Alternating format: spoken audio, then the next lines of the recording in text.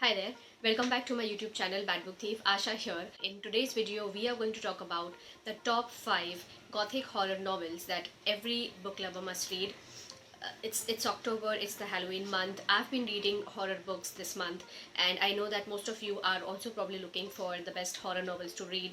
So let me promise you the titles that I have today for you, you would definitely not want to miss out on these. Just before we proceed with what these books and titles are, I would like to request you to please subscribe to my channel, and if you've already done that, don't forget to hit the bell icon so that you don't miss out on any of the videos from my channel.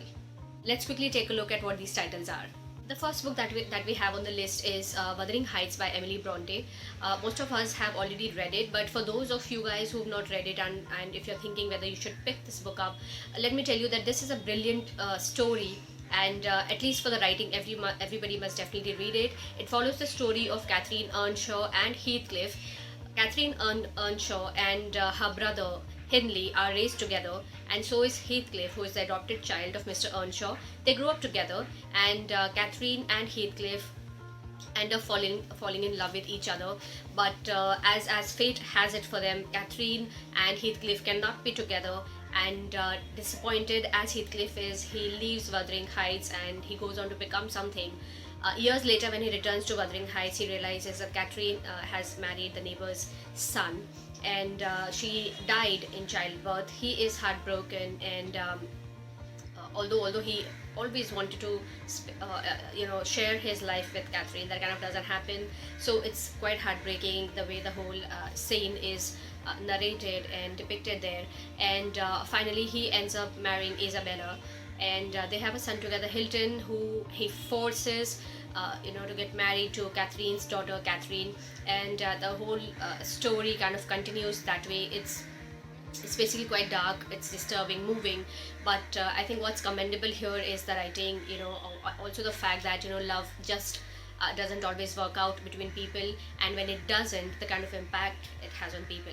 So that is something to look forward to. That's Wuthering Heights, written by Emily Bronte.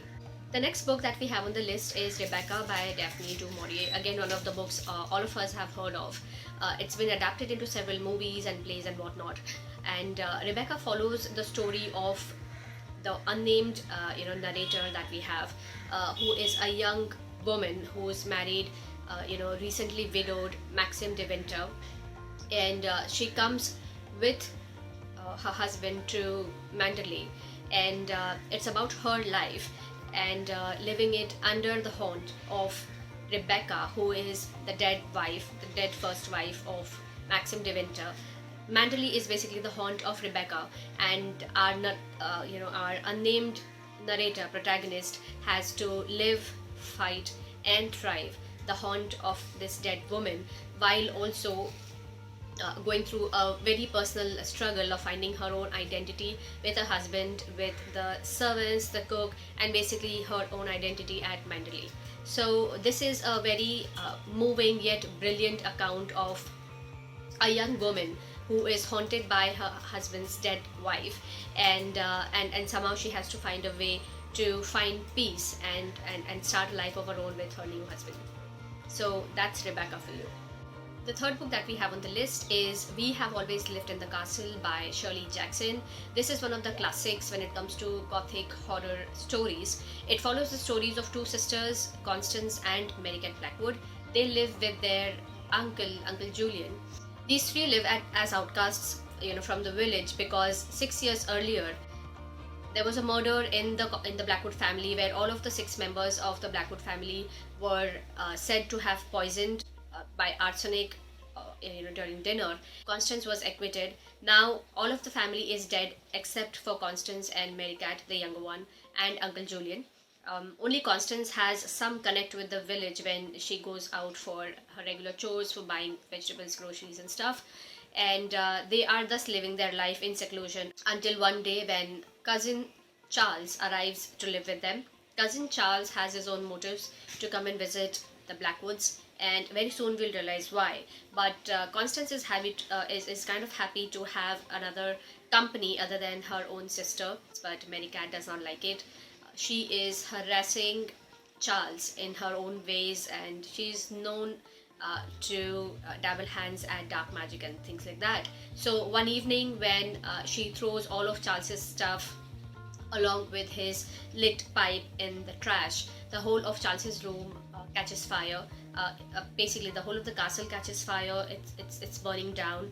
So both the sisters go and hide in the woods. Uncle Julian dies of a heart attack. Charles, however, survives. The persisting theme of all of Shirley Jackson's novels, which is strangeness, aloofness, seclusion, all of that is profoundly established in We Have Always Lived in the Castle as well. Mary Cat is quite terrifying. She has an upper hand on Constance, and pretty later in the novel, and this could be a spoiler for you, but I really do want you to read it, so which is why I'm going to give you a bit of a spoiler here. Pretty later in the novel, we realize that it wasn't Constance really who had poisoned the food of the Blackwood family, and she was never responsible for their murders. But who was? That is something for you to find out. The fourth novel that we have on the list, or rather just a short story, is The Black Cat by Edgar Allan Poe. Now, this is a very simple short story. I think you'll probably finish it in one sitting. It follows the story of this man who is sane until a certain time in life, and then he becomes an alcoholic. Under the influence of alcohol, he gouges his cat's eye out, and later in the story, he hangs the cat from the tree and kills him. After some time, he gets a new cat, and he's trying to live with this cat as peacefully as he can, but he has described himself to be insane by this point in the novel, and he soon realizes that this cat is avenging the murder of the earlier cat in the family. In one event, when he tries to kill the cat with an axe, he ends up killing his own wife, and he hides the corpse of his wife behind a wall. And when the police come to look for the body, the corpse, he himself leads them to the wall. He breaks down the wall because he complains of constantly hearing screeching voices from behind the wall. And when the wall is broken down, the wife is found there, and atop the wife's body is the black cat. So the story is quite psychological in a way, where it's his own conscience in the form of a cat that's harassing him, tormenting him, and the cat kind of brings his master to punishment, to justice, for having killed the first cat in the family. And all this happens through the inner struggles of the alcoholic protagonist himself. So, written in the classic Edgar Allan Poe style, this gives you chills. You do not want to ever meet a black cat in your life, and once you've read this story, you're definitely never going to forget it as well. The last book that we have on the list is The 13th Tale by Diane Setterfield. Now, she is a UK-based author who writes Gothic novels.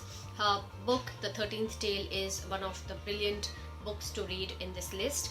It follows the tale of Veda Winter, who is a best-selling author of The 13 Tales of Change and Desperation.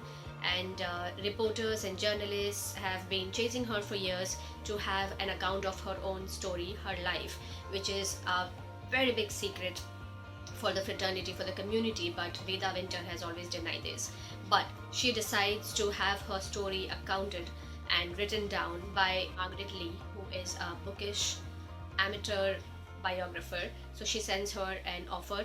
Now, Margaret Lee is not too interested in taking up this offer, but Margaret's father is a librarian who collects antique editions of novels. When she finds Veda Winter's 13 Tales of Change and Desperation in his library, and she realizes the 13th tale was always missing, she decides to take up this offer.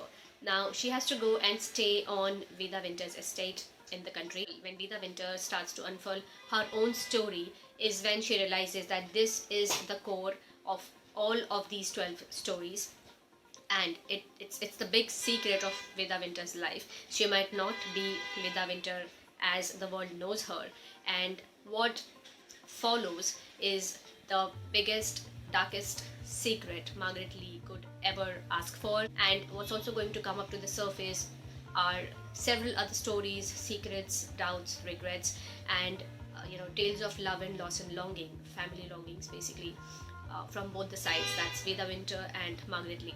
So that's 13th Tale for you. I think I would want everyone to read this book at least once, and quite a few number of times in the past I have recommended this book for the writing style, for the kind of intrigue the author creates. But I think what's most impeccable about this book are the settings that are chosen, the characters, the way the characters are portrayed, the story of the two little girls, which is the twin girls, which is at the core of this book, and several other things.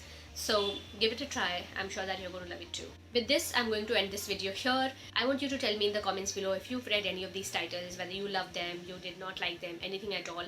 And I would love to know all about your thoughts. I will meet you in my next video, probably with another book review, maybe some other bookish talks. If there is any particular title you want me to read and review, all you have to do is drop me an email on badbookthief@gmail.com. On a parting note, do not forget to subscribe to my channel, and I will see you in my next video. Until then, be reading, be inspiring. Goodbye.